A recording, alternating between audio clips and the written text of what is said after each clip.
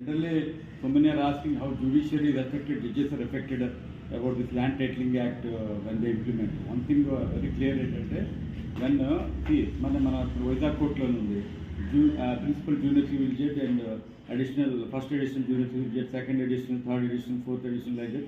There are so many additional judges are there, like in the senior civil judge court also, like in the district court also. మీకు ఒకసారి land titling act once it implement ఏమవుతుంది మీకు ఎందుకంటే titling సంబంధించినవి కూడా disputes all will go to the TRO titling registration ఆఫీసర్కి అక్కడికి వెళ్ళిపోతుంది రెవెన్యూ సైడ్. వెళ్ళిపోయినప్పుడు ఏమవుతుందంటే సివిల్ జ్యూరిడిక్షన్ అనేది బాగా తగ్గిపోతుంది, లిమిటెడ్ కేసెస్ అయిపోతుంది.